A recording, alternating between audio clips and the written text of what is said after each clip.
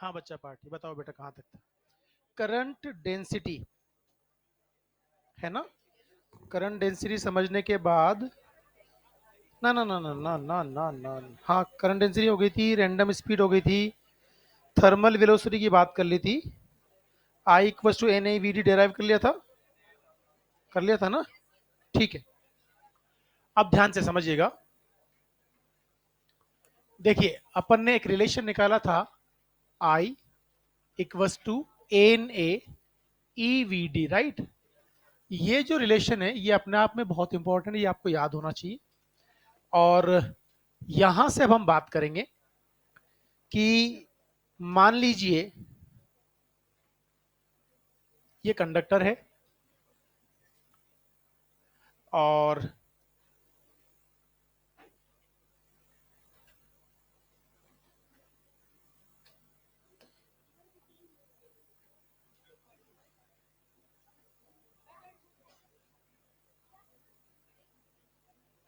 Diagram अपन साथ साथ बना सकते हैं ना। बना सकते नहीं बना सकते, नहीं बना सकते। कितने बदतमीज लोग हो तुम लोग। ये प्लस है ये माइनस है। हमने एक इलेक्ट्रिक फील्ड अप्लाई कर दिया, पोटेंशियल डिफरेंस अप्लाई करके। मान लीजिए आपने वी वोल्ट की बैटरी से कंडक्टर को कनेक्ट कर दिया। कंडक्टर की जो लेंथ है वो एल है, area of cross section A है, ये टर्मिनल होगा पॉजिटिव और ये टर्मिनल होगा नेगेटिव। हम जानते हैं जब कभी भी पॉजिटिव और नेगेटिव टर्मिनल आएगा एक इलेक्ट्रिक फील्ड एग्जिस्ट करेगा फ्रॉम हायर पोटेंशियल टू, तो एक इलेक्ट्रिक फील्ड इधर आएगा। अब पिछली क्लास में हमने समझा था कि जब आप इलेक्ट्रिक फील्ड अप्लाई कर देते हो तो एक ड्रिफ्ट वेलोसिटी एग्जिस्ट करती है। क्या एग्जिस्ट करती है? Drift velocity. हमें उसको ध्यान से समझना है। असल में ये जितने भी इलेक्ट्रॉन्स हैं वो सब ऐसे स्ट्रेट लाइन में ट्रेवल नहीं करते, वो जो रैंडम पैटर्न था वही शिफ्ट होता है। ये बहुत क्लियर ध्यान से समझ लीजिए। होगा क्या कि जितने भी इलेक्ट्रॉन इसके अंदर हैं उन सब इलेक्ट्रॉन्स की ड्रिफ्टिंग स्पीड स्टार्ट हो जाएगी ना। होगी नहीं होगी? अगर इलेक्ट्रिक फील्ड राइटवर्ड आएगा तो इलेक्ट्रॉन पे फोर्स किधर लगेगा? लेफ्टवर्ड। तो आप मुझे बताइए अगर इलेक्ट्रॉन से फोर्स इस डायरेक्शन में लगा तो एफ की वैल्यू क्या होगी? F equal to Q E होता है ना। तो हम इसको ई ई लिखेंगे। क्यू की जगह क्या आ जाएगा? इलेक्ट्रॉन का चार्ज, और ये ई हो गया। जब कभी भी आप किसी फॉर्मूला को वेक्टर फॉर्म में लिखते हो तो विद साइन वैल्यू पुट करते हो। आप मुझे बताइए क्या इलेक्ट्रिक फील्ड और फोर्स का डायरेक्शन अपोजिट है? तो जब ऐसा करोगे तो यहाँ साइन क्या लोगे? नेगेटिव, क्योंकि चार्ज को विद साइन पुट करना पड़ेगा। नेगेटिव साइन क्या शो करता है कि direction of electric field and force both are opposite to each other. कहानी clear? In this situation, every electron will experience some acceleration, and that acceleration becomes equals to definitely the force applied upon mass, and that can be written as what? Minus EE divided by m. So this will be the acceleration of the every electron. क्या ये constant है? Constant है ना। और ये जो acceleration है ये कौन सा एक्सेलरेशन? ये एक इंटरेस्टिंग चीज है। अगर कोई भी चार्ज पार्टिकल फ्री होता है मूव करने के लिए तो acceleration Q E by M आएगा, और जब एक्सेलरेशन आएगा तो उसकी स्पीड लगातार बढ़ती जाएगी। पर यहां जो ये एक्सेलरेशन है ये एक अलग रोल प्ले करता है। ये समझने वाली बात है। आप मुझे बताइए which velocity is responsible for flow of the current? Random velocity or drift velocity? Before the application of electric field, what will be the average value of the drift velocity? Zero. अरे यार, before the application of electric field drift velocity की average value क्या थी? Zero. ये कहानी clear? तो ध्यान से समझिए। Before application of potential difference और इलेक्ट्रिक फील्ड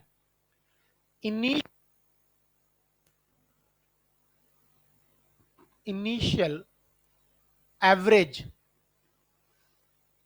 ड्रिफ्ट वेलोसिटी क्या थी बताइए? जीरो। क्या थी? जीरो। अब यार मुझे एक बात बताइए, अगर एक्सेलरेशन कांस्टेंट है तो क्या मैं इस मोशन को डील करने के लिए इक्वेशन ऑफ मोशन की हेल्प ले सकता हूं? तो किसी भी टाइम टी के बाद जो ड्रिफ्ट वेलोसिटी की वैल्यू होगी वो मुझे कैलकुलेट करना है, तो क्या मैं v equal to U plus A T काम में लूंगा? तो हम बात करेंगे by v equal to U plus A T. ध्यान से समझिएगा इसको। इसकी एवरेज वैल्यू क्या थी? जीरो।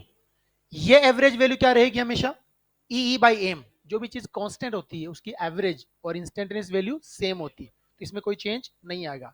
और जो टाइम है उसकी एवरेज वैल्यू को हम क्या बोलते हैं, रिलैक्सेशन टाइम। क्या बोलते हैं, तो ध्यान से समझना, इस एवरेज को तो मैं बोलूंगा वी ड्रिफ्ट। क्या बोलूंगा, वी ड्रिफ्ट। ये एवरेज क्या थी, 0 प्लस ए की वैल्यू क्या है, माइनस ई बाय एम, और इसकी एवरेज वैल्यू क्या होती है, टाउ। तो मुझे बताइए जो मुझे ड्रिफ्ट वेलोसिटी मिली उसका मैग्नीट्यूड कितना मिला, मैग्नीट्यूड की बताओ, E E upon M whole multiplied by tau. तो आपको ड्रिफ्ट वेलोसिटी के दो बहुत बेहतरीन रिलेशन मिल गए जो आपके सारी कैलकुलेशन ला देंगे आपके पास। एक रिलेशन क्या मिला था अपन को, इसको मैं इक्वेशन नंबर 2 बोलूंगा, इक्वेशन 1 में उसको बोलूंगा जो हमने निकाला था, I equals to N A E V D ना। बेटा यहां से वी डी क्या मिलेगा बताना तो जरा, आई अपॉन एन ए ई ना, this is the value of V D, this can be written as equation 1। इन दोनों इक्वेशंस को अगर मैं कंपेयर करूं तो क्या मैं ड्रिफ्ट वेलोसिटी को बराबर कर सकता हूं, कर सकता हूं ना। यहां से मेरी सारी कैलकुलेशंस का आंसर आएंगे। पहला भी छोटी सी कैलकुलेशन कीजिए, उसके बाद यहां का हम कंसेप्चुअल डिस्कशन करेंगे और फिर फर्दर फॉर्मूलाज डिराइव करेंगे।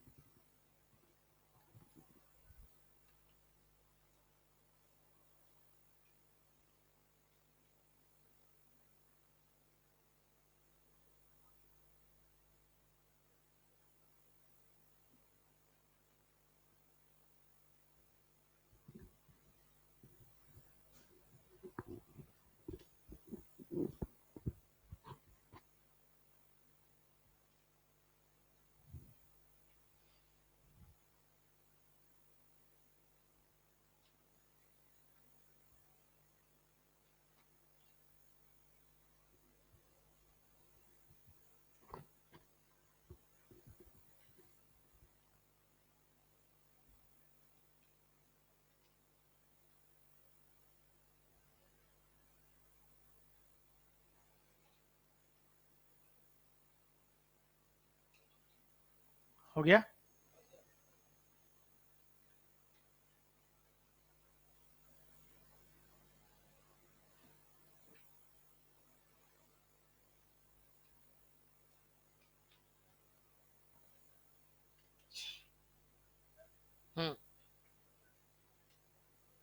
क्या नहीं बोल सकते, ड्रिफ्ट एक्सेलरेशन नहीं बोल सकते, ड्रिफ्टिंग कंसेप्ट ही अलग है। ये तो इलेक्ट्रिक फोर्स जो उस पार्टिकल पे लग रहा है उसकी वजह से आने वाला फोर्स और उसकी वजह से आने वाला एक्सेलरेशन है। हम ऐसे बोल सकते हैं इस एक्सेलरेशन की वजह से ड्रिफ्टिंग आएगी। हाँ जी हाँ जी, एक सिंपल सी कैलकुलेशन थी। अब यहां पे ही सारे माइक्रोस्कोपिक कंसेप्ट छुपे हुए हैं, वो आपको बहुत ध्यान से समझने हैं, क्योंकि जितने भी कंसेप्चुअल सवाल आते हैं स्टेटमेंट बेस्ड करंट इलेक्ट्रिसिटी में वो ज्यादातर यहीं से बनते हैं। बाद में सवाल चैप्टर बहुत सिंपल सर्किट प्रॉब्लम आ जाती है, वो आप आराम से आइडेंटिफाई कर लोगे। मैं इन दोनों रिलेशंस को वापस से एक बार लिखता हूं। आप मुझे बताइए, हमारे पास drift velocity from equation 1 equal to equation 2। बताइए इक्वेशन 1 क्या है, आई अपॉन एन ए ई ना, और वो क्या है, E E upon M multiplied by tau. कहानी क्लियर। चलिए साहब, ये आई अपॉन ए क्या होता है, करंट डेंसिटी, तो इसका लिखूंगा J upon N E equal to E E upon M multiplied by tau ना। एक और बात बताइए मेरे को, इसको मैं थोड़ा रीअरेंज कर रहा हूं, J equal to N E को यहां मल्टीप्लाई कर रहा हूं, तो एन ई स्क्वायर, टो को पहले लिख रहा हूं, tau upon mass whole multiplied by E. ये कहानी क्लियर। ई जो हमने अप्लाई किया है कंडक्टर के अंदर वो तो एक कांस्टेंट पैरामीटर है। एक बात बताइए, ये एन क्या होता है, number of free electrons per unit volume, जिसको हम इलेक्ट्रॉन डेंसिटी बोलते हैं। क्या बोलते हैं? It is only depends on nature of material. किस पर डिपेंड करता है? ठीक है साहब। क्या इलेक्ट्रॉन का जो चार्ज होता है वो भी कांस्टेंट है? क्या मास ऑफ द इलेक्ट्रॉन भी कांस्टेंट है? ये रिलैक्सेशन टाइम होता है। क्या होता है? अब बात को समझिएगा ध्यान से, यहां से सारी कहानी निकल के आएगी। क्या एक कोलिजन से दूसरी कोलिजन के बीच का जो टाइम इंटरवल है वो रिलैक्सेशन टाइम होता है? आप मुझे बताइए, यहां से यहां पहुंचने का अगर लैम्डा फिक्स्ड है, तो ये जो टॉ है उसको मैं क्या लिखूंगा जल्दी बताइए? Lambda divided by V thermal ना।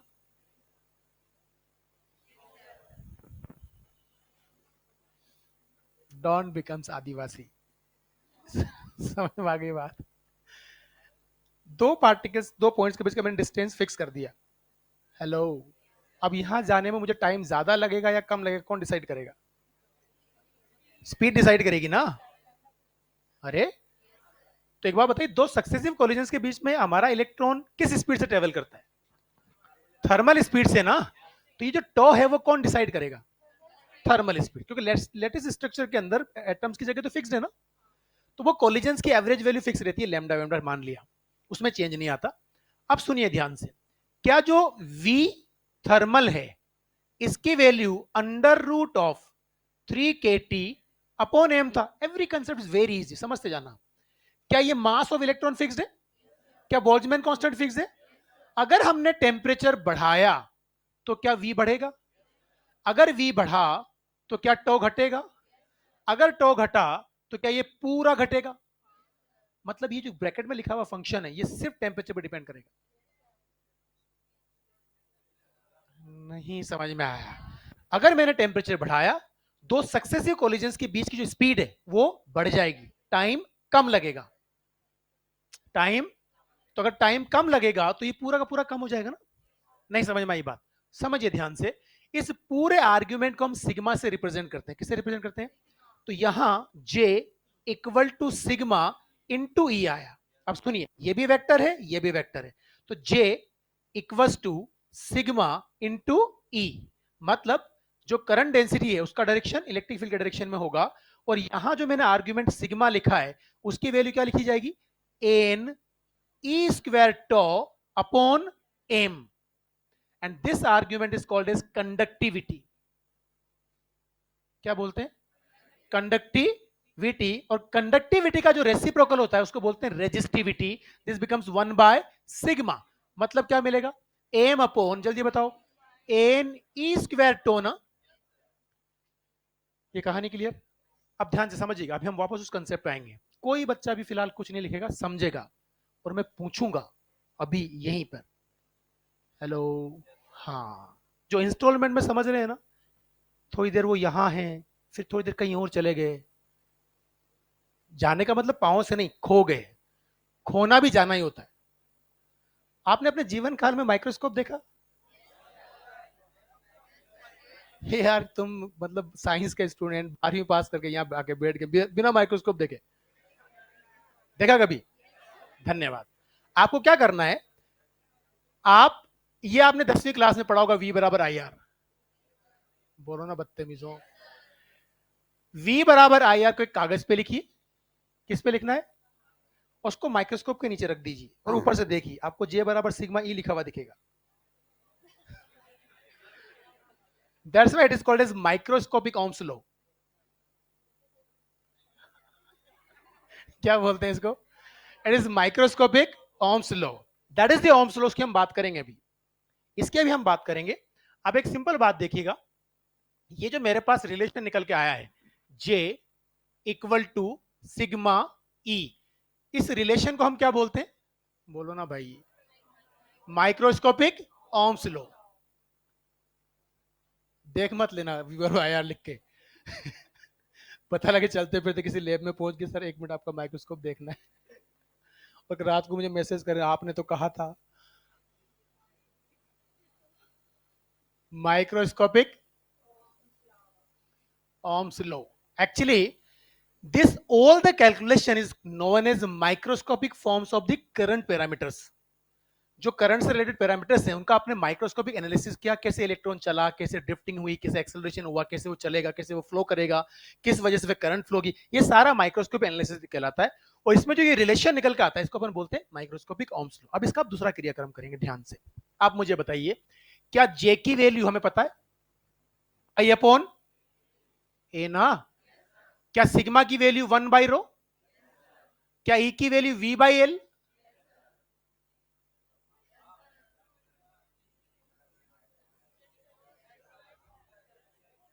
नहीं होगी? होगी? कैसे होगी? ई बराबर माइनस dV/dr होता है, dV/dr।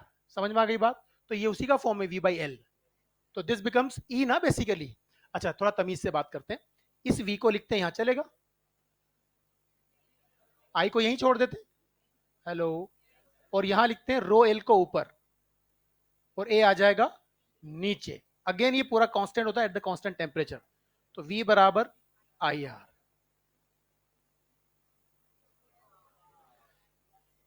तो जब उसको कागज पे लिखते हैं तो ये इसलिए दिखता है क्योंकि ये V बराबर IR है। आई होप समझ में आ गई होगी बात। And this is called as Ohm's law. Ohm's law is not मतलब यूनिवर्सल लॉ कि हर जगह इन जनरल जो लॉज होते हैं ना, law it is a property of nature. मैंने आपको कई बार कहा है, डेफिनेशंस को आप बदल सकते हो, डेफिनेशन को आप बदल सकते हो, लेकिन आप लॉज को कभी नहीं बदल सकते। लॉ नेचर की प्रॉपर्टी है, वो वैसे के वैसे ही रहते हैं। लेकिन ये जो लॉ है, ये शुरुआत में जब दिया गया तो लॉ था, बाद में पता लगा इसमें बहुत सारी गलतियां निकली, तो कुछ कंडीशंस आ गई, फिर हम इसको लॉ बोलेंगे। उन कंडीशन की मैं बात करता हूं। मैं फिर कह रहा हूं, अभी कोई नहीं लिखेगा तो पता है मैं पेपर कैसे बनाता हूं, फिर बाद में मुझे गालियां दोगे। पिछले पेपर मेरे पास 12 से 15 बच्चों का मैसेज है, उसको मजेदार पेपर, बहुत अच्छा, घर जाकर सोल किया, सर बहुत मजा आया। 15 बच्चों का, 25 बच्चों का मैसेज आया कि हर बार ऐसा ही आएगा। हर बार ऐसे आने का क्या मतलब है भाई? आप क्लास तमीज से पढ़ो, बातों को ध्यान से सुनो और उसको नोटिस किया करो, लिख लिया करो, एक सवाल गलत नहीं होगा। आज फिर जाके इस पे 2 सवाल बनेंगे। अब किस्तों में सुनोगे तो कहां सवाल सही होंगे? नहीं होंगे। अब सुनो ध्यान से, वापस फिर से यहां से चलते हैं, कंप्लीट डिस्कशन करते हैं। अच्छा, यहां से एक बात बताइए, ये जो आपका आर आया रेजिस्टेंस, वो क्या आया बताइए? रो एल बाई ए ना? This is called as electrical resistance. अब सुनिए ध्यान से। सबसे पहले मैंने ड्रिफ्ट वेलोसिटी का एक फॉर्मूला निकाला था, from I equal to N EVD. दूसरा फॉर्मूला मैंने निकाला, इक्वलिटी लेके आया। यहां इक्वल करने के बाद जो मेरे पास ये आई बाई ए है, उसको मैंने करंट डेंसिटी लिखा। तो J upon N equal to E, tau upon M हो गया। इस एन को इधर मल्टीप्लाई किया तो जे बराबर समथिंग मुझे मिल गया। इसमें ई के अलावा जो कुछ भी पैरामीटर लिखा हुआ है, ये सारा का सारा पैरामीटर सिर्फ एक चीज पर डिपेंड करता है, वो क्या? टेम्परेचर। अगर मैं टेम्परेचर बढ़ाता हूं तो टो की वैल्यू कम हो जाती है। टो की वैल्यू कम हो गई मतलब ये पूरा पैरामीटर भी कम हो जाएगा। इसको क्या नाम दिया हमने? कंडक्टिविटी। क्या नाम दिया? तो इसको मैंने सिग्मा से रिप्रेजेंट किया, एंड दिस बिकम्स कंडक्टिविटी। क्या है ये?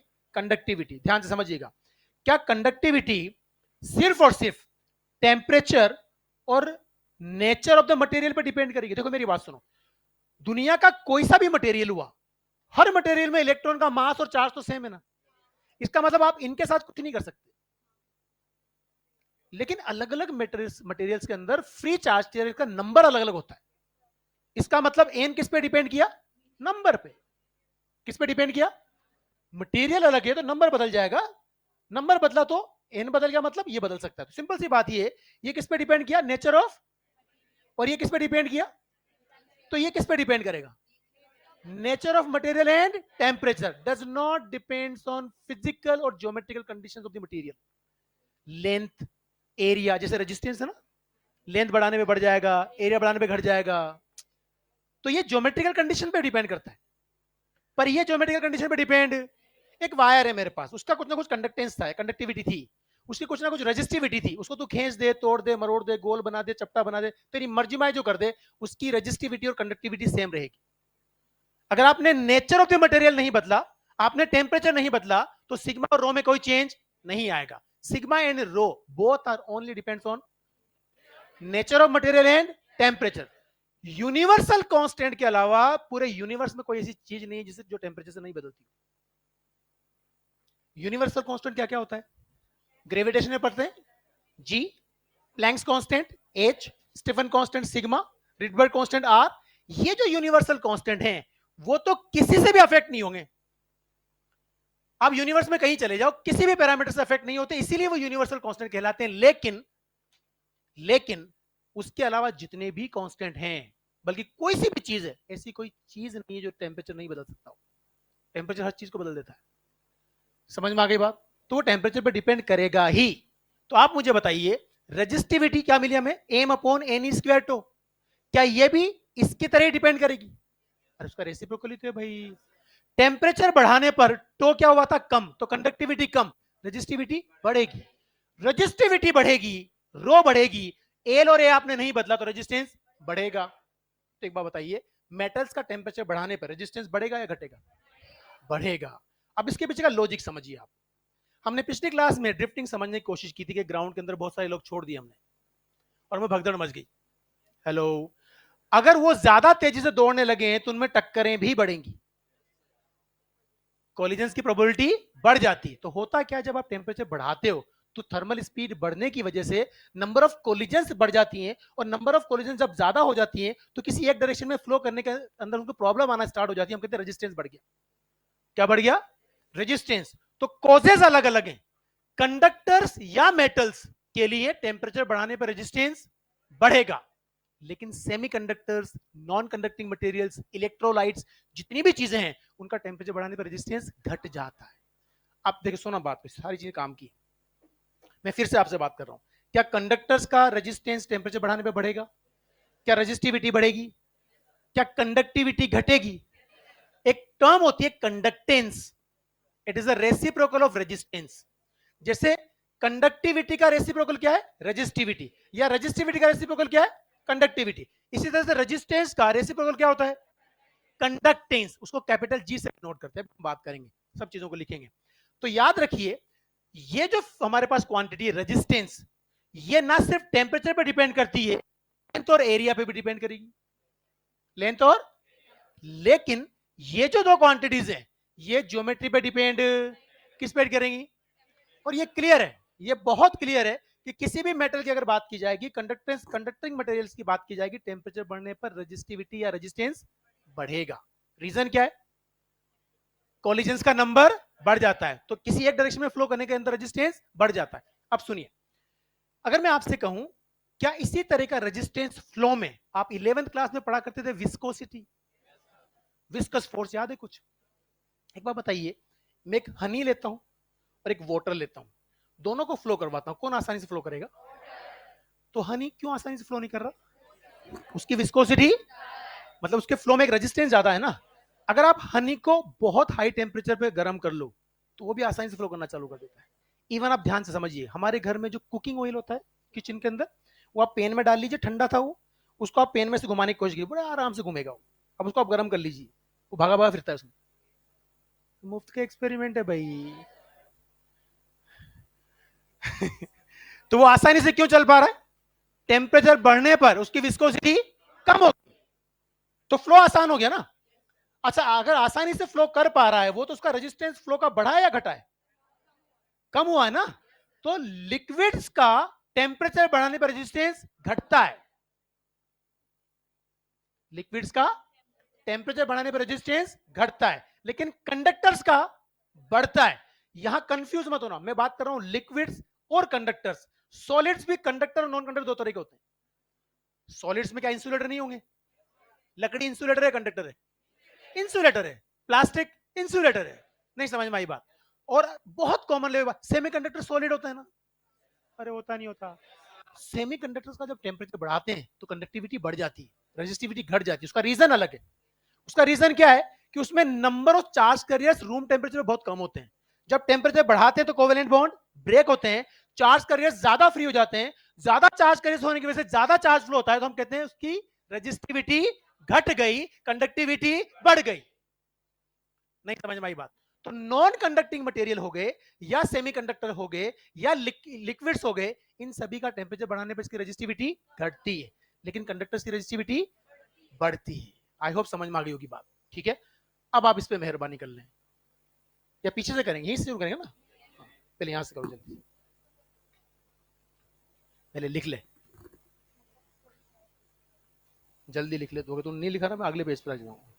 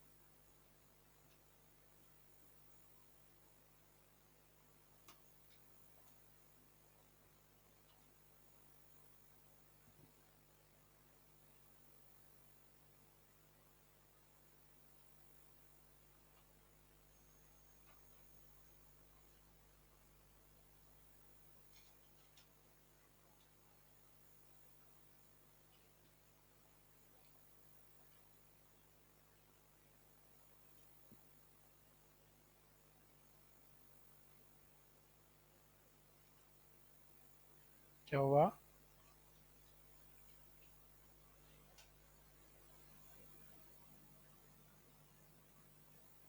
हो गया?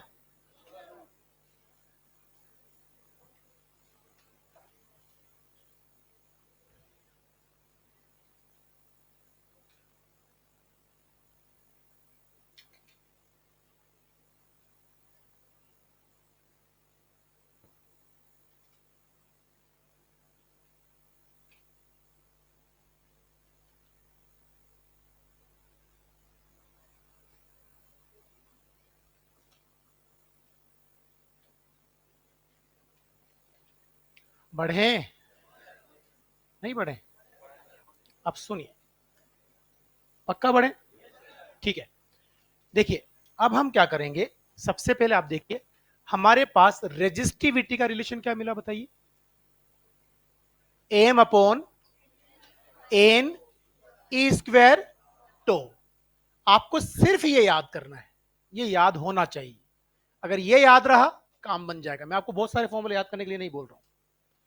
आई equal to N A V D, दूसरा ये। अगर ये पता है तो हमें रो एल बाई ए तो पता होता ही है।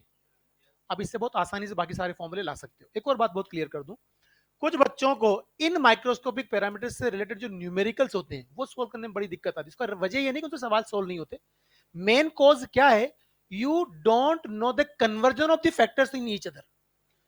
फॉर्मूला याद कर लेना अलग बात है, लेकिन जब उनके कन्वर्जन की जरूरत पड़ेगी तो उनको फटाफट कैसे कन्वर्ट किया जाएगा, क्या दिया हुआ है, क्या पूछा है, उनमें रिलेशन निकाल, वो जब तक आप पेन चला के कन्वर्जन बार बार नहीं करोगे, वो ग्रिप नहीं आएगी। आप कितने फॉर्मूले याद कर लो। समझ में आ गई बात? अब मुझे बताइए, यहां से अगर मैं बात करूं, अच्छा कंडक्टिविटी क्या मिली हमें, sigma N E square tau upon M ना। ध्यान से सुनिए, रेजिस्टेंस आपको क्या मिला, रो एल बाई ए ना। यहां से देखिए, यहां से रेजिस्टेंस की यूनिट सबको पता होती है, क्या होती है, ओम। रो की वैल्यू क्या मिली बेटा, आर ए बाई एल ना। ये क्या है, ये तो इसकी यूनिट क्या बनेगी, ओम इंटू मीटर। कहानी क्लियर? हेलो, मैं अभी अभी आपसे कह रहा था कि एक टर्म होती है, इसको बोलते हैं G is one by R, is known as conductance. क्या होता है ये, कंडक्टेंस। कंडक्टेंस की जो यूनिट होती है, यूनिट, वो क्या होती है,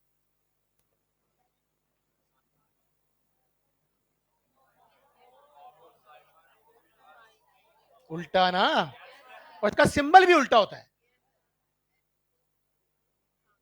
उसको अपन साइमन भी बोलते हैं। बहुत क्लियर? अब सुनिए, वापस आते हैं अपन, इसके यूनिट की बात कर ली हमने। अब मुझे बताइए, क्या कंडक्टेंस की यूनिट बता सकते हो? यार बेटा इसकी यूनिट बताओ ना, क्या होगी? इसकी रेसिप्रोकल होगी ना यार। नहीं समझ में आई बात, कैसे लिखूंगा जल्दी बताइए। उल्टा लिखेंगे ना, इनटू मीटर इनवर्स। नहीं समझ में आया? या तो दोनों की -1 लगाऊं, और इसका -1 तो कहानी क्लियर। बोलो भाई। ठीक है। अच्छा एक बात बताइए, ये जो दो पैरामीटर्स हैं हमारे पास, rho and sigma, are only depend on nature of material and temperature. ये कहानी क्लियर होगी? बोलो भाई। Does not depends on physical कंडीशंस या ज्योमेट्रिकल कंडीशंस, मतलब डायमेंशंस पे डिपेंड नहीं करेगा। आई होप समझ में आ गई होगी बात। ठीक है, यहां जरूर मेंशन करेंगे हम लोग, नॉट डिपेंड्स ऑन ज्योमेट्री, या डायमेंशंस बोल देता हूं, डायमेंशंस ऑफ कंडक्टर। अब आपको कैसे बेवकूफ बनाते हैं बहुत सारे सवालों में, जो रेजिस्टेंस हमारे पास है ये डायमेंशंस पर डिपेंड करता है। लेंथ बढ़ाऊंगा बढ़ जाएगा, लेंथ घटाऊंगा घट जाएगा, एरिया बढ़ाऊंगा घट जाएगा, एरिया कम करूंगा बढ़ जाएगा।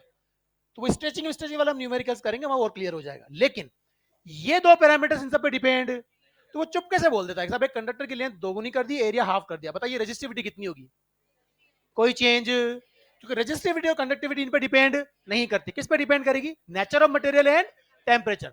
हम ऑलरेडी बात कर चुके हैं, टेम्परेचर बढ़ाने पे क्या बढ़ेगा क्या घटेगा, वो सारी कहानी यहां से क्लियर होगी। टेम्परेचर बढ़ाने पे टो घट जाता है, टो घटेगा तो ये बढ़ेगा, ये बढ़ेगा तो ये घटेगा, टेम्परेचर बढ़ाने पे ये भी बढ़ेगा, क्योंकि रो बढ़ गया ना भाई। समझ में आई बात? लेकिन रेजिस्टेंस ज्योमेट्री पे भी डिपेंड करेगा और टेम्परेचर पर भी डिपेंड करेगा। ये कहानी क्लियर? लिखो इनको, फिर हम न्यूमेरिकल्स करते हैं इस पे।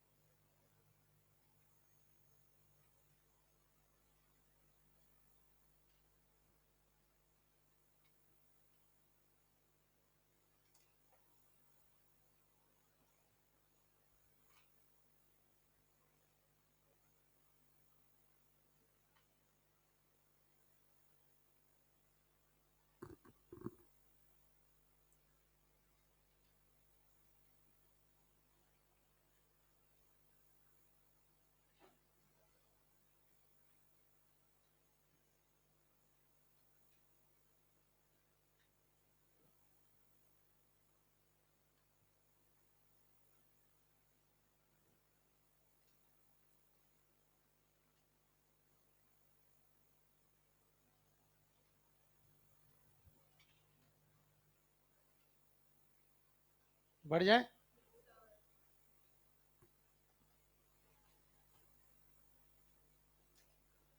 अरे बढ़े।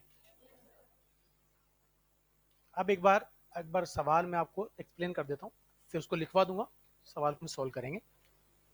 हमारे पास एक कंडक्टर है जिसके टर्मिनल्स के बीच में हम पोटेंशियल डिफरेंस अप्लाई करते हैं। उस कंडक्टर्स का जो रेडियस है वो 2 मिलीमीटर है। कितना है?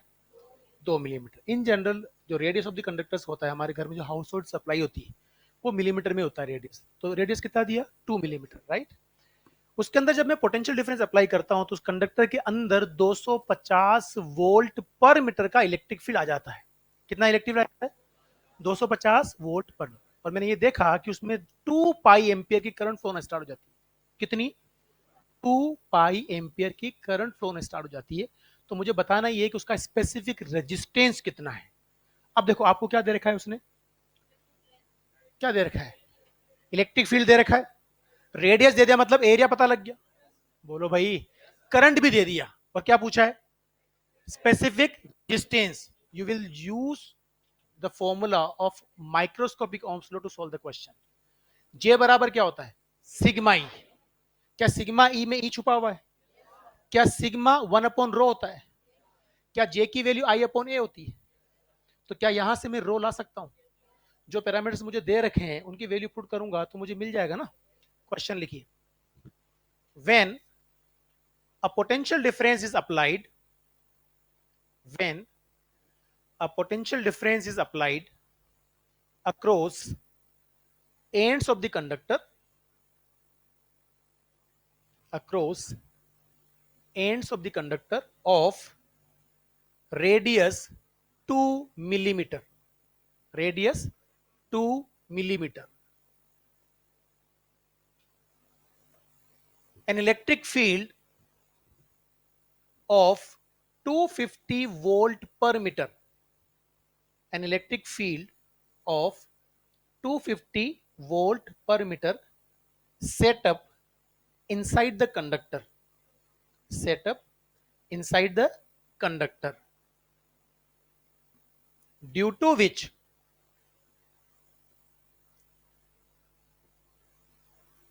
an electric current of 2 pi ampere, due to which an electric current of 2 pi ampere flowing through the conductor. Find out an electric current of 2 pi ampere flowing through the conductor. Find out resistivity of the conductor. Find out 2 pi ampere flowing through the conductor.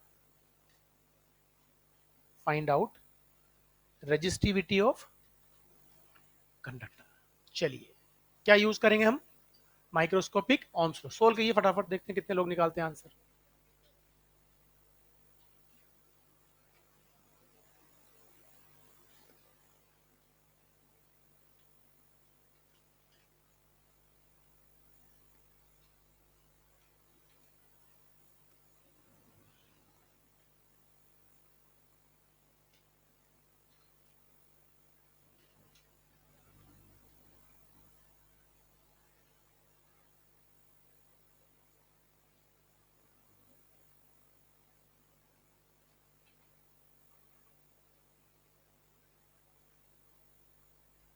Five into 10⁻⁻⁴ is the right answer.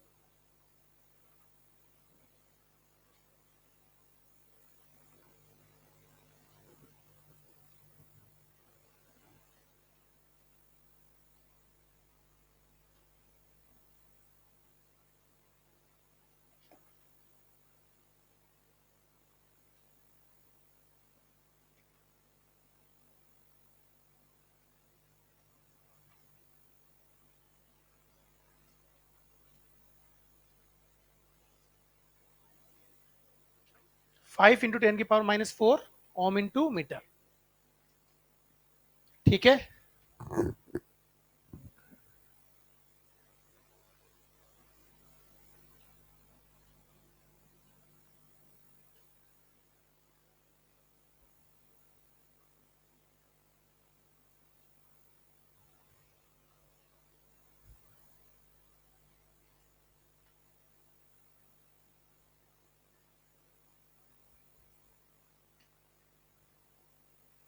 अरे भाई ठीक है। अब सुनिए दूसरे concept की बात करते हैं। एक मोस्ट कॉमन क्वेश्चन है जो फ्रिक्वेंटली पूछा जाता है, and that is about total momentum of all the electrons due to the drifting. अगर इलेक्ट्रॉन्स की ड्रिफ्टिंग हो रही है फिक्स डायरेक्शन में, तो इनके पास फिक्स डायरेक्शन में वेलोसिटी है।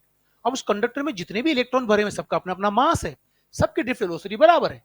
तो उस टोटल इलेक्ट्रॉन के मास को ड्रिफ्ट वेलोसिटी से मल्टीप्लाई कर दूं तो क्या मुझे टोटल मोमेंटम मिल जाएगा। तो ध्यान से समझिए वापस कंसेप्ट, फिर हम न्यूमेरिकल लिखेंगे इसका। मान लीजिए ये मेरे पास एक कंडक्टर है और इस कंडक्टर का लेंथ आपको गिवन है, क्या गिवन है? फिलहाल सिर्फ कंसेप्ट समझिए। इसका एरिया ए है और इसमें number of free electrons per unit volume N है। आप याद करो पिछली क्लास में हमने कहा था कि टोटल नंबर ऑफ इलेक्ट्रॉन्स नल होता है और टोटल चार्ज नाली होता है। बोलो ना। अगर मैं टोटल मोमेंटम की बात करूं, किसकी बात करूं? टोटल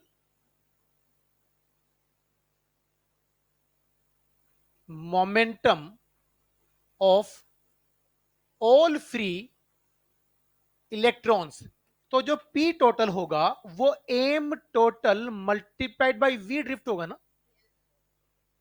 बोलो ना यार। इस कंडक्टर के अंदर इसका वॉल्यूम कितना होगा? एन टू एल, और वॉल्यूम चार्ज डेंसिटी कितनी? एन। तो नंबर ऑफ चार्ज कैरियर्स कितने होंगे? N A L. एक इलेक्ट्रॉन का मास कितना? एम। तो एक इलेक्ट्रॉन का मास है स्मॉल एम, और टोटल नंबर कितना है? N A L. तो क्या ये टोटल मास है?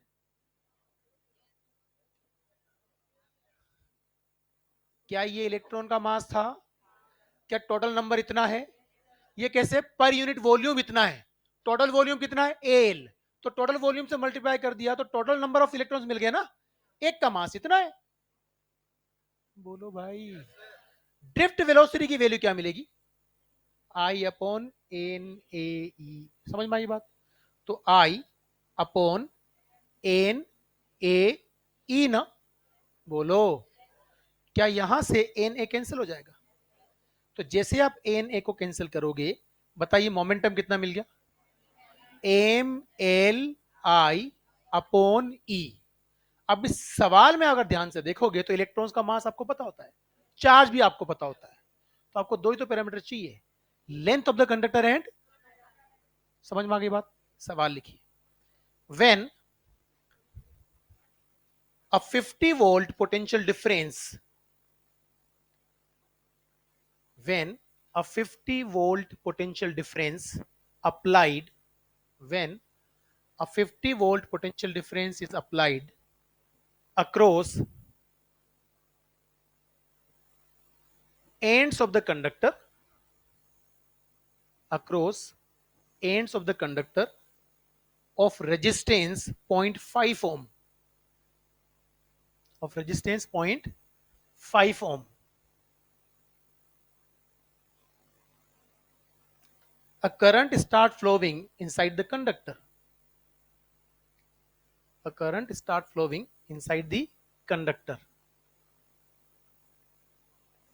If length of the conductor is, a current start flowing inside the conductor, if length of the conductor is 100 meter, find out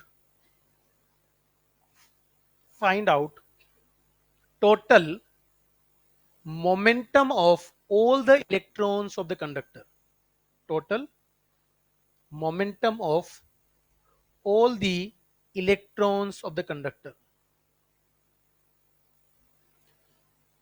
क्या हमें potential difference दे रखा है? क्या हमें रेजिस्टेंस भी दे रखा है?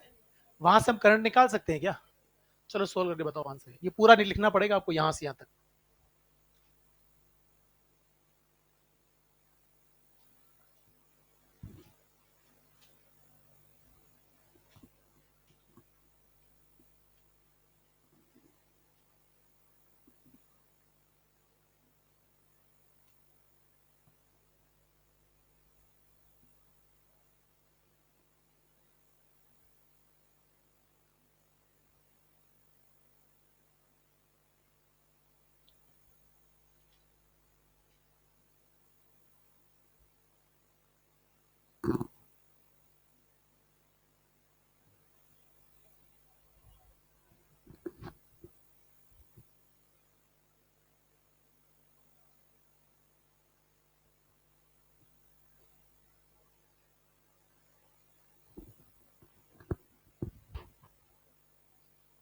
हाँ जी, क्या आंसर आया?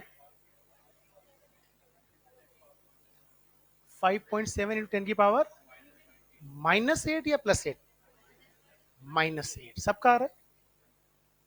या जिन्होंने किया उन्हीं का आ रहा है, पर जिन्होंने नहीं किया तो आंसर के पाँव थोड़ी तो चल के पहुंचेगा तुम्हारे पास, सोल्व तो करना पड़ेगा ना। हाँ जी हाँ जी हाँ जी हाँ जी,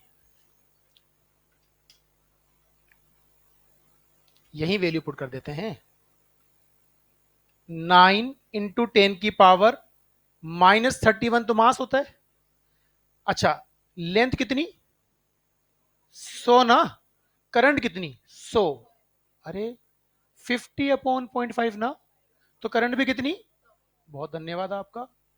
नीचे ई कितना, × 10⁻⁻19। एक बार बताइए, क्या ये 4 जीरो हैं, तो यहां से 4 को माइनस करो, कितना बना, अरे 31, -4 करूंगा तो 27 आएगा ना। तो अब यहां 27 और ये 19, -8 ना, अरे बोलो ना यार। तो अगर मैंने सारी ऑर्डर सोल्व कर ली तो मुझे क्या मिला, 10⁻⁻8 ना। ये 9/1.6 है, जिसको मैं लिख सकता हूं 90/16। बोलो ना भाई। अब एक सिंपल चीज है, देखो, अगर यहां 15 होता तो ये एग्जैक्टली कितना आता, 6, पर ये 15 से थोड़ा सा बड़ा है, तो आंसर 6 से थोड़ा सा छोटा आएगा। या तो पूरा सोल्व कर लो, या ऑप्शन देख के टिक करके आगे बढ़ लो।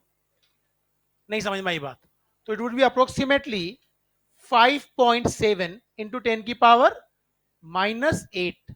नहीं समझ में आई बात। केजी मीटर पर सेकंड, क्या होता है मोमेंटम की यूनिट, केजी मीटर पर सेकंड। आ गया समझ। चलिए अगला सवाल लिखिए। अब इसका सबका सिंपल क्वेश्चन है, फॉर्मूला बेस्ड, सबका आंसर आना चाहिए। लिखिए, a current of 5 ampere, a current of 5 ampere flowing, a current of 5 ampere flowing through the conductor, a current of 5 ampere flowing through the conductor of area of cross section 5 × 10⁻⁻6 meter square, 5 × 10⁻⁻6 meter square. If electrons charge density in conductor, electrons charge density in conductor is 5 × 10⁻26, 5 × 10⁻26. Find out drift speed of the electrons, find out drift speed of the electrons.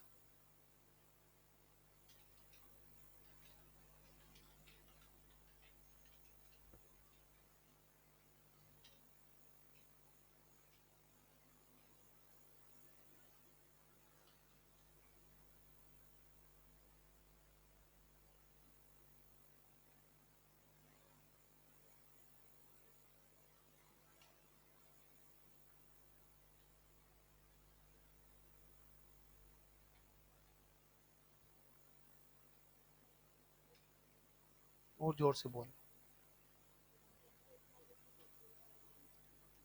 12.5 × 10⁻⁻8, 3, -3 है, 1/80, 0.0125। सब लोग सही हैं, तीनों ने अलग अलग answer बोले, तीनों ही सही हैं, तीनों ने अलग अलग आंसर बोले और तीनों ही सही हैं। हाँ जी हाँ जी हाँ जी। तो वी डी कितना आएगा, I/N/A/E ना।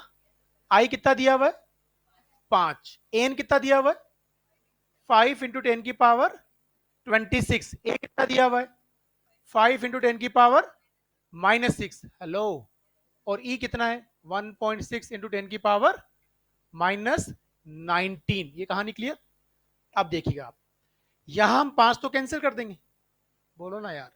ये -19 और ये -6, क्या ये -25 बना, और जैसे ही इसको इसको इसको रवाना करूंगा 10 बचेगा, 10 ये पॉइंट हटा देगा,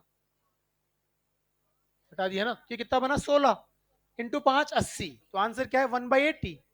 तो एक ने तो आंसर बोला 1/80 मीटर पर सेकंड जो कि सही था, दूसरे ने बोला 0.0125 जो भी सही था, तीसरे ने बोला 12.5 10 की पावर -3 वो भी सही था। अरे नहीं था, सही है, बताना सही है गलत है। तेरा क्या आया था, तीनों आए थे।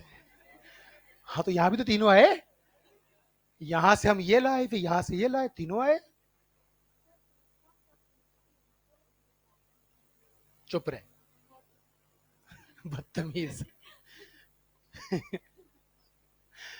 ये एन क्या होता है,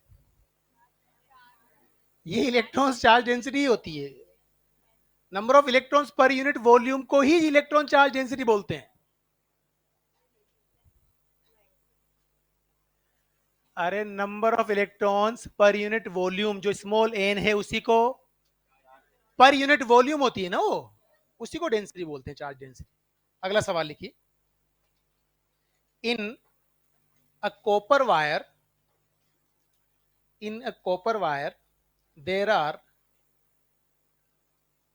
in a copper wire there are 10 to the power 22 free electrons, 10 to the power 22 free electrons per cc per centimeter cube are present. these electrons these electrons contributes these electrons contributes 1 ampere current through the wire. These electrons contributes 1 ampere current through the wire if area of cross section of the wire is area of cross section of the wire is 10 to the power -6 meter square. Find out drift speed of electrons. Find out drift speed of the electrons.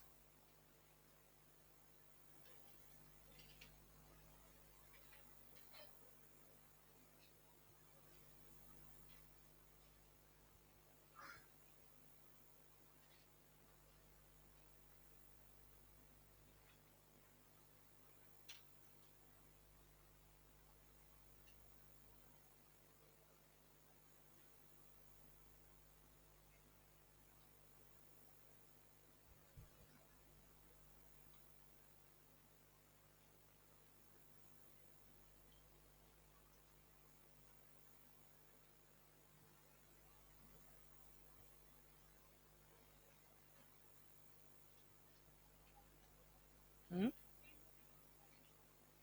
10 to the power -22 drift speed इतनी आ रही है 1.1/16 100। हाँ ये ठीक लग रहा है। Again the same formula will be used. एक ही सवाल की दो ड्रेस थी, सवाल बदला ही नहीं मैंने, लैंग्वेज बदली है, डेटा बदला है। ड्रिफ्ट स्पीड आपसे पूछिए वीडी, क्या इसकी value I upon N A E होगी? आई कितना दिया बोलो ना, एन कितना दिया?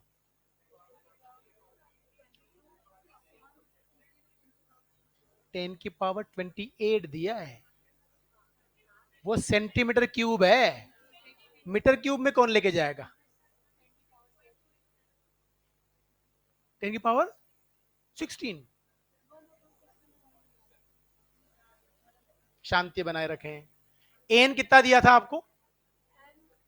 10 की पावर 22 पर सीसी दिया था, मीटर क्यूब में कन्वर्ट करना है, तो सेंटीमीटर को मीटर में कन्वर्ट करेंगे -2, उसका क्यूब करेंगे -6, ऊपर जाएगा वो तो प्लस हो जाएगा ना, तो कितना बना बताओ? 10 की पावर 28 पर मीटर क्यूब बना ना। बोलो भाई, चलो शाबाश। एन की वैल्यू कितनी लिखूं? 10 की पावर 28 इंटू 10 की पावर -6 इंटू 1.6 इंटू 10 की पावर -19। ये और ये वापस से 25 बनाएंगे, तो ये 25 और ये 28 ऊपर जाके कितना बना? 10 की पावर -3 ना। अरे 25, तो यहाँ 3 बचेगा, 3 ऊपर जाएगा, -3 बन गया। बोलो ना, ये 1/1.6 इंटू 10 की पावर -3। अब सुन लेना ध्यान से, 1/1.6 क्या होता है? 0.625। ये दिया था ना, 10 की पावर -6 बोला था ना। क्या मैंने एरिया 10 की पावर, हालांकि मैं जब एरिया बोल रहा तब मैं यहां खड़ा था, इसका मतलब ये नहीं कि उनके सुनाई नहीं देगा। हेलो, हाँ जी हाँ जी।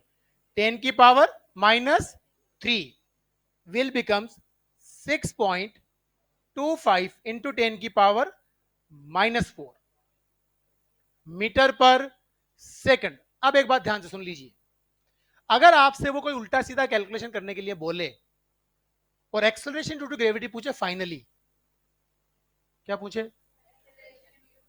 वो तो 9.8 ही आएगी ना। तो बिना सोल्व किए अगर 9.8 दे रखा, टिक करके बढ़ जाओ, जब तक कि वो अजम्पशन ना ले, assume that earth will be sphere of that, वो फिर कहानी बदल जाएगी। ऐसी कोई अजम्पशन नहीं ली, वो उतना ही आएगा। क्या ड्रिफ्ट वेलोसिटी का ऑर्डर 10 की पावर -4 आता है? तो अगर आपका +8 -26 बकवास आ रहा है, तो आप उसको काट के दोबारा करेक्शन करो, गड़बड़ है कहीं ना कहीं। नहीं समझ में आई बात? Hello, hello. एलन के अंदर जब हम थे तो एक नए नए टीचर थे, आईआईटी पास आउट। वो पढ़ा रहे थे, पढ़ाते पढ़ाते उन्होंने, मेरा फिजिक्स में वही पॉसिबल है जो पॉसिबल, हम उसी की बात करते हैं, इम्पॉसिबल की बात नहीं करते। फिजिक्स में कोई एक्सेप्शन नहीं होता है। बहुत सारी टीचर ने रामायण दे दी। अब वो थर्मोडाइनमिक्स पढ़ा रहे थे। आजकल मुझे थर्मल फिजिक्स बहुत पसंद आती है। अरे नहीं यार, तुम इमोशनल हो जाते हो बहुत जल्दी। अब उन्होंने क्या है कि उसको पढ़ाते वक्त एक एग्जाम्पल दिया कि सपोज एक आदमी एक टेस्ट ट्यूब लेके सन पे जाता है। एक बच्चे ने हाथ खड़ा किया। अभी तो आपने कहा था जो पॉसिबल हो वही बात की जाती। आर्ग्यूमेंट चालू हो गया। हेलो, आर्ग्यूमेंट का, अच्छा मैं ऐसे ना, उसमें से रूम थे, इधर वाले रूम के गेट ही, इधर वाले रूम में मैं पढ़ा रहा, सामने वाले गेट। आवाज पूरी आ रही थी। मैं इस बच्चों को कॉपी कर रहे थे, तो मैं मस्त गेट का जाके खड़ा हो गया, तो मेरे को पूरा सुनाई दे रहा था। टीचर ने कहा कि देख बकवास मत कर, मैं पिछले 5 साल से पढ़ा रहा हूँ, 6 साल से मैं भी तैयारी कर रहा हूँ।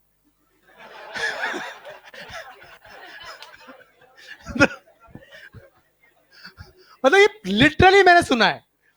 और वो टीचर बेचारा फैकल्टी रूम में, अरे यार सर यहाँ तो बच्चे ऐसे ऐसे करते हैं। मैंने कहा आप ऐसे शब्द निकालते क्यों ऐसे करें? आपने खुद ही ने कहा कि आपने सुना। मैंने कहा मैं गेट पे था। चलिए, अब हम बात करेंगे उस फॉर्मूले की जिसपे सबसे ज्यादा क्वेश्चन आपसे पूछे जाते हैं, सवाल बहुत आसान होते हैं। देखो एक बात बताऊं मैं आपको, जहां सारी दुनिया सवाल सही करेगी, अगर वहां हमने गलत कर दिया, हम कंपटीशन से वैसे बाहर हो गए। तो यहां सारी दुनिया सही करती है। अब सही करने के तरीके दो होते हैं, एक कैलकुलेशन से करेगा, एक फटाफट कर लेगा, टाइम जो सेव करेगा वो जीतेगा। तो पहले हम एक चीज समझते हैं, यहां की हर चीज बहुत इंपॉर्टेंट है। आपके पास जो रेजिस्टेंस का फॉर्मूला आया वो क्या आया बताइए? रो एल अपॉन ए ना। इस फॉर्मूले को हम ठीक से क्रियाक्रम करते हैं। आप सब जानते हो ये क्या होता है? स्पेसिफिक रेजिस्टेंस ना। बोलो, रेजिस्टिविटी भी बोलते हैं यार। ये क्या होता है? बहुत बहुत धन्यवाद आप। अलोंग करंट, किधर लेनी होती है लेंथ? हमेशा करंट की डायरेक्शन में। और ये क्या होता है? Area of cross section perpendicular to current. थोड़ा तमीज से, रोयल भाई ऐसे काम नहीं चलता। अब ध्यान से सुनिएगा, अगर मैं आपसे कहूं कि मेरे पास एक ये क्यूबोइडल मटेरियल है, समझ में आ गई बात? इसमें हमने क्या किया, ये वाली साइड ली ए, ये वाली साइड ली बी, और ये साइड ले ली सी। कहानी क्लियर? हम क्या करते हैं, पहले बैटरी यहां कनेक्ट करते हैं। इसको बोला मैंने टर्मिनल 1 एंड टर्मिनल 2। अगर बैटरी इधर कनेक्ट करूंगा तो करंट इधर फ्लो करेगा ना, तो बोलो ना यार। फिर मैंने बैटरी यहां कनेक्ट की, इसको बोला मैंने 4, इसको बोला मैंने 3। बोलो ना यार, अभी करंट क्या नीचे फ्लो करेगा?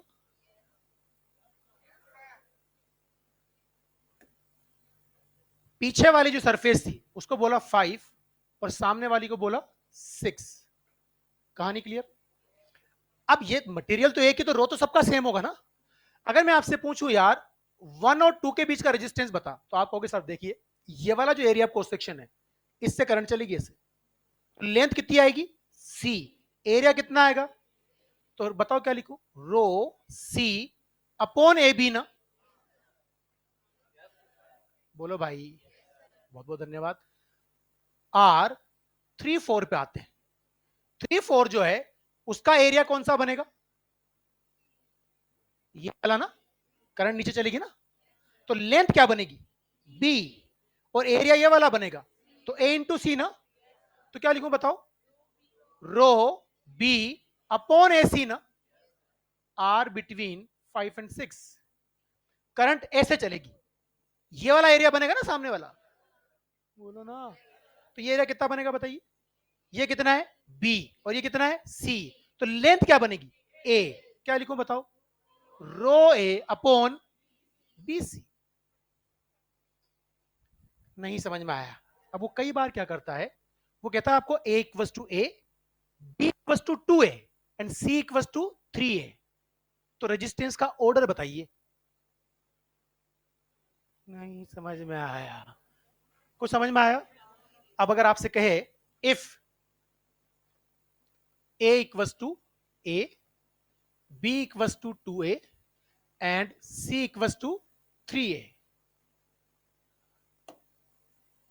कोई बात, c इक्वस टू 3a, ये वैल्यू क्या मिलेगी जल्दी बताना, 3a अपॉन 2a स्क्वायर ना।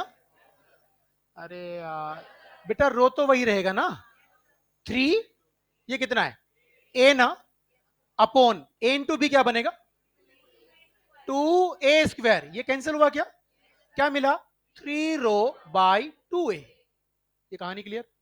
यहां आ जाइए, 2 रो ए, बी इक्वल टू 2a था ना, ए से कितना मिला 3a स्क्वायर, क्या मिला बताओ 2/3 रो ना। ये बताओ रो ए,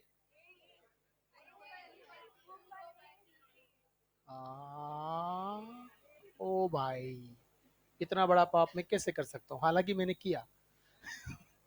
ये क्या मिलेगा, रो ए अपॉन, क्या मिला रो/6a। सबसे ज्यादा रेजिस्टेंस कौन सा है, ये 1.5 है, ये 0.6 है, ये 0.3 है, तो ये डिक्रीजिंग ऑर्डर हो गया ना। नहीं समझ में आया? छापें।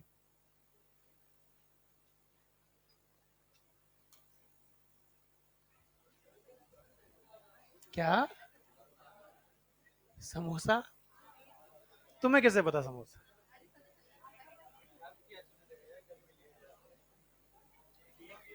भाई इमोशनल हो रहा है, नहीं आज थोड़ी, कल मिलेगा। अच्छा कल मिल गया था।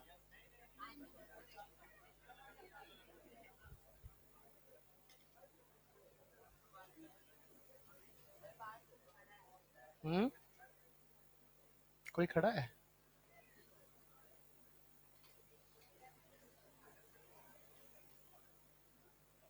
जल्दी करो, अपन को 3 केस और करने हैं अभी।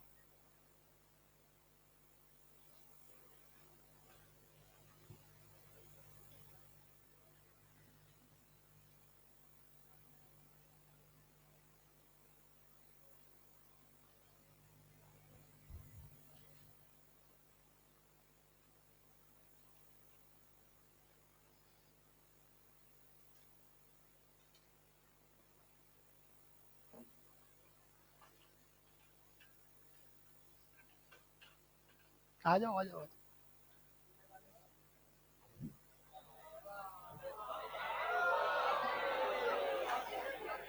मुझे नहीं पता कुछ भी।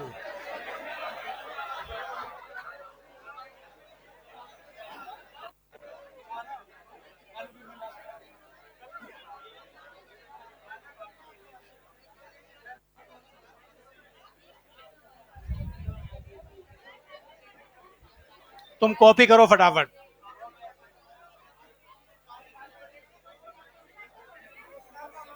मेरा बर्थडे,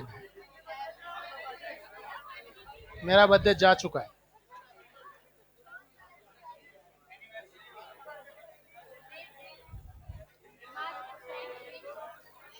मेरा नहीं था यार।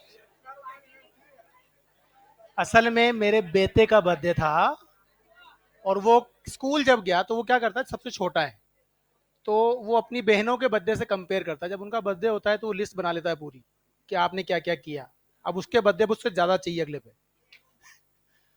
तो वो स्कूल बच्चे जाते हैं चॉकलेट वॉकलेट लेकर के, ये सब वो सब।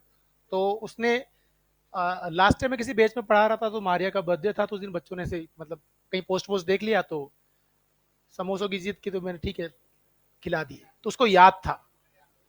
तो कि मैंने तो मेरी क्लास में चॉकलेट बांटी, आपने क्या किया। तो ये वहां से अराइज हुई कहानी। अच्छा। अरे बेटा, अरमानों का लेवल देखो आप, कि फिर वो चॉकलेट कहाँ है।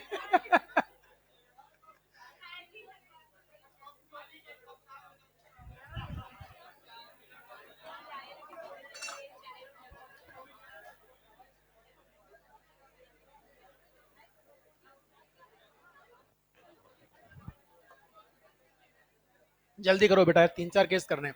ये कर लिया, बढ़ जाए आगे।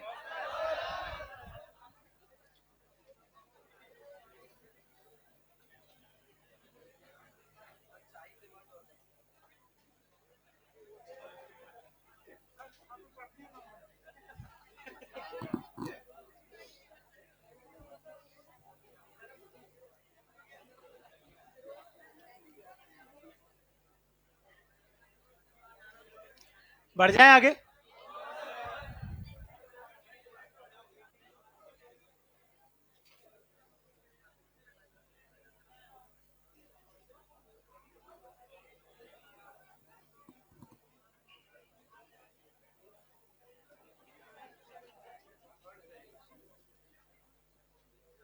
बढ़ जाए ना।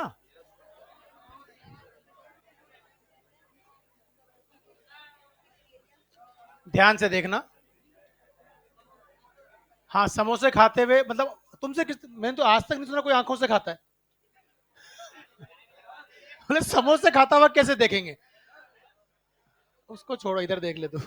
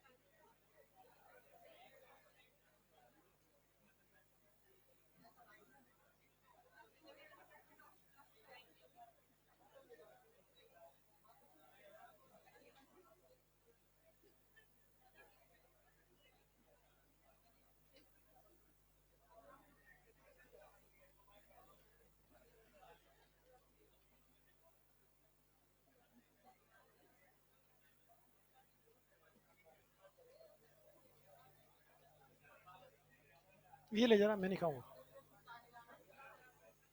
इसको ले जाओ।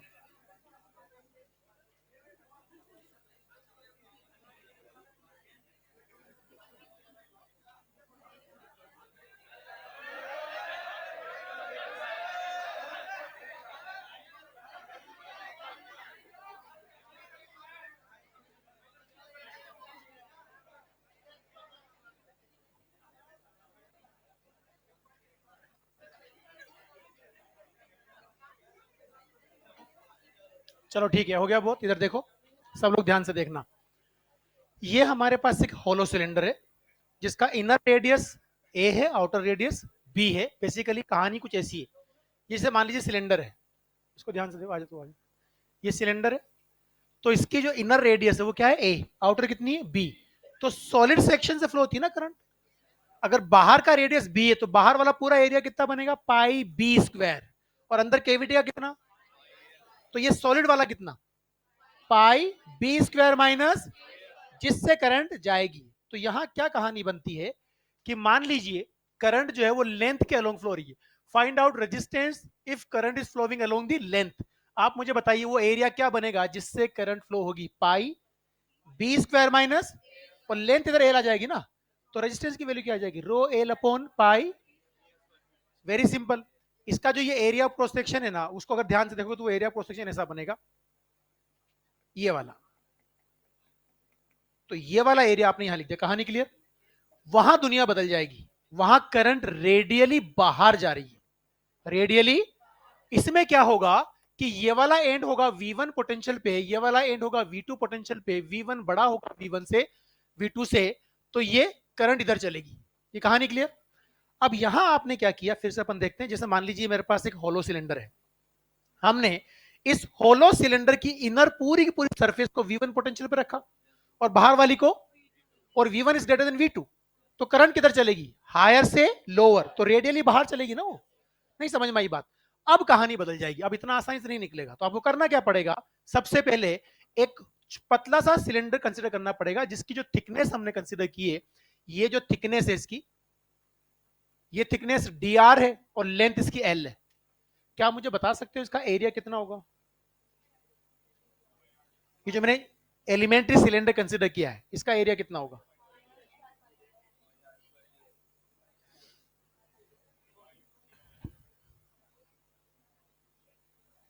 क्या चाहिए, कुछ नहीं, मुझे समोसा नहीं चाहिए, मुझे कोई भी कागज दे दो मेरे को, ये एलपी वगैरह पड़ी, हाँ बस दे। देखो सुनो ध्यान से, अगर मैं आपसे कहूं कि ये वाली जो लेंथ है ये 2 पाई आर है, कितनी है, 2 पाई आर, समझ में आ गई बात, हेलो। और ये एल है, तो इसका एरिया कितना बना, 2 पाई आर एल ना, कहानी क्लियर। अगर इसको मैं ऐसे फोल्ड भी कर दूं तो क्या एरिया बदलेगा, तो इसका एरिया कितना बनेगा, 2 पाई आर एल। तो यही तो वो है। उसकी स्मॉल जो सिलेंडर मैंने व्हाइट कलर से बनाया है उसकी रेडियस कितनी है, 2 पाई आर, आर रेडियस तो 2 पाई आर ये बनेगा ना, और ये लेंथ एल, इसको खोल दोगे तो 2 पाई आर एल ही तो बनेगा। नहीं समझ में आई बात। तो आप मुझे बताइए वो जो एलिमेंट्री सिलेंडर मैंने व्हाइट कलर का बनाया है, अगर उसका रेजिस्टेंस dr है और करंट किधर चल रही है, ऐसे बाहर की तरफ, करंट इधर चल रही है, करंट इधर चल रही है बाहर, तो मुझे बताइए हम यहां लिखेंगे रेजिस्टेंस ऑफ एलिमेंट्री सिलेंडर। अगर ये dr है, सुन लीजिए क्या है, dr, तो dr की वैल्यू कितनी बनेगी बताइए। ये इसकी थिकनेस जो होगी ये dr है, तो इसकी थिकनेस आप समझो वापस ध्यान से, ये हमारे पास एलिमेंट्री सिलेंडर था, है ना, एरिया मिल गया ना हमें इसका। जब करंट इधर चलेगी तो कितनी लेंथ क्रॉस करेगी, dr, तो लेंथ कितनी बनेगी, dr ना। तो इसका रेजिस्टेंस कैसे लिखूं मैं, रो dr अपॉन 2 पाई आर एल। क्या क्या कांस्टेंट है बताइए, रो कांस्टेंट है, 2 पाई इंटू लेंथ कांस्टेंट है, 1 बाई आर डी आर, और इंटीग्रेशन के तमीज क्या बनेंगे, मतलब लिमिट ए से बी, कहां से कहां बनेगा, ए से बी बनेगा ना, तो लिमिट कहां से ले लूं, ए से बी। अब सुनिए, ये जो मुझे आर मिला वो क्या मिला, रो अपॉन 2 पाई एल इधर ले लिया, 1/r dr का इंटीग्रेशन सब लोग जानते होंगे, ln ऑफ x या ln ऑफ r या log e बेस r, एक ही बात है। क्या बनेगा बताइए, कहां से कहां तक, a से b। अब लिमिट कैसे पुट करते हैं, अपर माइनस लोअर, तो log b minus log a is log b upon a। So what is the final result, rho upon 2 pi l ln of b by a, this is answer. तो cylinder है होलो, जिसकी inner radius कितनी है, small ए, outer radius कितनी है, capital sorry small B, inner radius कितनी है, ए, outer कितनी है, समझ में आ गई बात। तो जब वो रेडियली एक्सिस से बाहर करंट चल रही है तो आपको ये मिलेगा उसका रेजिस्टेंस, पर लेंथ के अलोंग चल रही तो बहुत आसान था, rho L upon effective area, effective area कितना, B pi B square minus. So this is a very easy section. If current is flowing along the length, it's very easy. अगर radius जा रही है तो इंटीग्रेशन से करना पड़ेगा। अब सुन लें ध्यान से, रुक जाओ, ये एक कंपैरिजन आपका हो गया। अब सुनो, अगर मैं आपसे ऐसे बोलता कि मेरे पास यहां पर एक ऐसे, ये हमारे पास इसका रेडियस आर है, इसकी जो इनर सरफेस है ना ये वाली वी इन, और यहां लगाया V out, V out is less than V in, बताइए करंट किधर चलेगी, मतलब रेडियली बाहर चलेगी ना, बोलो भाई। अगर आपसे कहा जाए इसकी जो थिकनेस है, वो जो थिकनेस है वो टी है, रेडियस आर है, रेजिस्टेंस कैसे लिखोगे, रो टी अपॉन 4 पाई r²। नहीं समझ में आया, ये स्फीयर था तो इसे बाहर की तरफ चलेगी ना, तो कितनी लंबाई ट्रेवल की उसने, टी ना, और सरफेस एरिया जिससे गई वो कितनी, वेरी सिंपल। लेकिन अगर मैं यही आपसे बात कर लेता कि देखिए साहब मेरे पास इस तरह का कोई स्फीयर शेल है, लाइक इसको उठा के यहां लाते, अब ध्यान से समझना, ये वाला जो सेक्शन है ये सॉलिड सेक्शन है, इस बार थिकनेस इसकी बहुत ज्यादा है, इनर रेडियस ए है, आउटर रेडियस बी है, V in is again at higher potential and V out is at lower potential, तो करंट जाएगी, ये कम है, ये वी इन ज्यादा है, तो करंट किधर जाएगी, रेडियली बाहर की तरफ जाएगी ना, तो करंट ऐसे फ्लो करेगी। तो रेडियली इधर जब चलेगी तो यहां भी हम वापस वैसे ही करेंगे जैसे सिलेंडर का किया था। सबसे पहले आप एक एलिमेंट्री स्फीयर कंसीडर करोगे, क्या कंसीडर करोगे, मैंने यहां एलिमेंट्री स्फीयर कंसीडर कर लिया, और ये जो एलिमेंट्री स्फीयर मैं कंसीडर कर रहा हूं इसकी रेडियस ले लूंगा स्मॉल आर और थिकनेस ले लूंगा डी आर। क्या करेंगे कि साहब इसकी जो थिकनेस है ये डी आर है, इसकी रेडियस जो है वो स्मॉल आर है, अगर मैं resistance of small elementary sphere या स्फेरिकल शेल बोलेंगे इसको ना, इज, अगर ये डी आर है तो डी आर की वैल्यू क्या बनेगी, rho into D R upon 4 पाई r², यही तो दुनिया होगी, यही बनेगी ना। अच्छा एक बात बताइए, ऐसे शेल कहां से कहां तक बनाए जाएंगे, ए से, तो जब इसको इंटीग्रेट करूंगा तो क्या ये ए से बी आएगा, क्या इसका इंटीग्रेशन टोटल रेजिस्टेंस देगा, मुझे बताइए आर की वैल्यू क्या मिलेगी, क्या रो अपॉन 4 पाई कांस्टेंट है, 1/r² dr का इंटीग्रेशन हम सब जानते हैं क्या होता है, -1/r। अरे बेटा ये तो पता होना चाहिए यार, क्या होता है माइनस, तो बताओ क्या मिलेगा, रो अपॉन 4 पाई को बाहर रखा, बताइए क्या -1/r है, लिमिट ए से बी, जब यहां साइन नेगेटिव होता है तो लोअर माइनस अपर लिमिट करते हैं, क्या करते हैं, तो बताओ आर की वैल्यू क्या मिली, शाबाश, रो अपॉन 4 पाई 1/a -1/b ना। अच्छा थोड़ा और सिंप्लीफाइड करें, एलसीएम कितना लूं, ए बी, ऊपर क्या आएगा तो rho B minus A upon 4 pi A B. ध्यान से समझिए, अगर इसकी मैं ए को बढ़ाना शुरू कर दूं, इतनी बढ़ा दूं कि लगभग बी के पास ले जाऊं, तो क्या ये बन जाएगा? बोलो ना यार। तब बी माइनस ए क्या हो गया? टी। तो ये तो हो गया टी, और ए इज अप्रोक्सीमेटली बी, दोनों को आर लिख दूं तो 4 पाई आर स्क्वायर। नहीं समझ आया? नहीं समझ में? हाँ, तो एक समझ में आने के तरीके होते हैं ना अलग अलग। ऐसा मुस्कुरा के समझ में, हाँ आया। 4 बार सोच के, पहले बंदा सोच रहा है कि मेरे आया नहीं आया समझ में, या तो समझ में आता है या नहीं आता है। हेलो, फिर से देख लो। हमने कहा एक शेल है जिसकी थिकनेस कितनी है? टी। रेडियस कितनी? Capital R. अगर इनर सरफेस हायर पोटेंशियल पे और आउटर सरफेस लोअर पोटेंशियल पे, तो करंट रेडियली बाहर की तरफ चलेगी। करंट रेडियली बाहर की तरफ चलेगी। उस कंडीशन में रेजिस्टेंस लिखा जाएगा rho L by A. Length किधर ली जाती है? जिधर करंट फ्लो हो रही है। क्या करंट इधर फ्लो हो रही है, तो इधर की लेंथ कितनी लोगे? थिकनेस के बराबर ना, तो rho T upon 4 pi R square. ये कहानी क्लियर?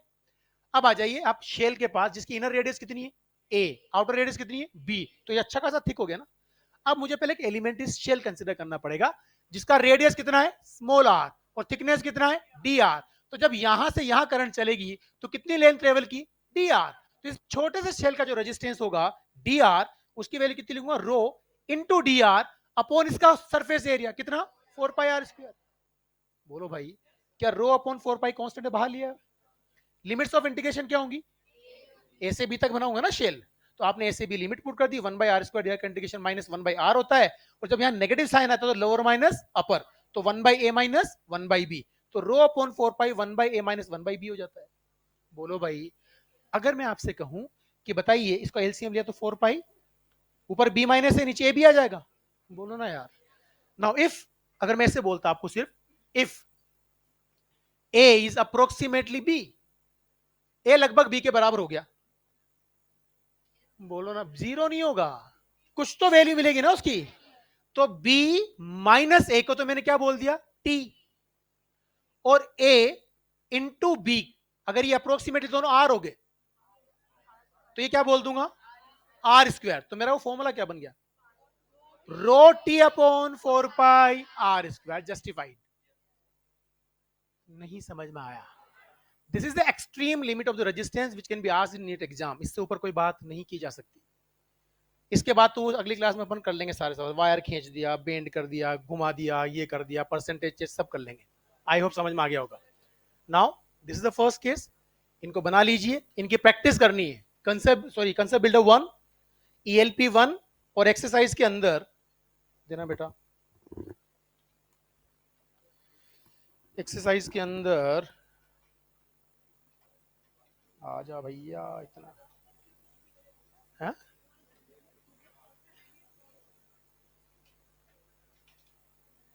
अभी तुझे पता ही नहीं तू क्या पूछ रही है। एक्सरसाइज 1 के अंदर आप आ जाइए, question number 1 to 8, ELP number 1, concept builder 1, and question number 1 to 8। मेरे भाई आप बोल, क्या बोल रही?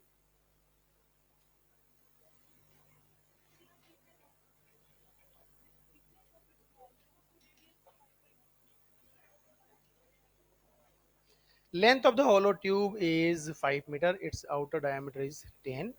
Thickness it was 5 mm. अरे बेटा, तो इनर मिल गया ना आपको अपना।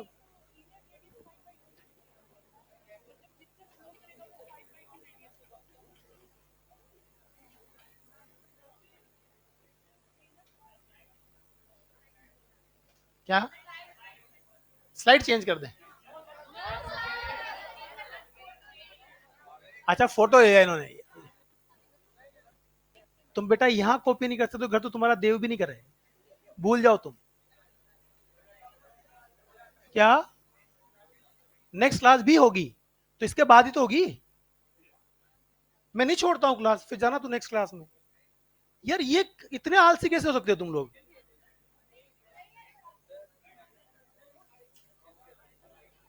आलसस्य कुतो विद्या, अविधस्य कुतो धनम, अधनस्य मित्रममितस्य कुतो सुखम। नहीं पल्ले पड़ा वे। अगर आलस है तो विद्या मतलब एजुकेशन नहीं है। आलस्य कुतो विद्या, अविधस्य कुतो धनम। अगर विद्या नहीं है तो धन नहीं है, मतलब मनी नहीं है। अगर मनी नहीं है तो दोस्त नहीं है, और दोस्त नहीं है तो खुशी नहीं है।